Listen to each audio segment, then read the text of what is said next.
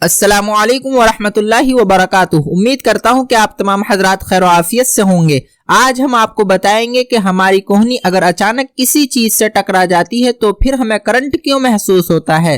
तो चलिए पूरी वीडियो देखने के लिए और पूरी बात जानने के लिए आप वीडियो में आखिर तक बने रहिए। मैं आपको बता दूं कि जब हमारी कोहनी अचानक किसी चीज से टकरा जाए तो हमें करंट जैसा क्यों महसूस होता है और फिर थोड़ी देर बाद खुद ब खुद क्यों खत्म हो जाता है।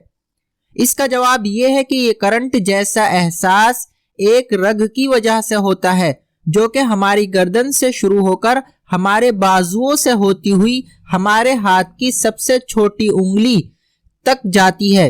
उस रग को अल्नर नर्व कहते हैं। असल में जिस वक्त हमारी कोहनी अचानक किसी चीज से टकराती है तो दर हकीकत जोर हमारी उसी रग पर पड़ता है जिससे ये दब जाती है। इसी वजह से करंट जैसा महसूस होता है। जैसे ही दबाव खत्म हो जाता है उस रग का दिमाग के साथ राब्ता भी बहाल हो जाता है और फिर रफ्ता रफ्ता करंट का ये एहसास भी खत्म होने लगता है।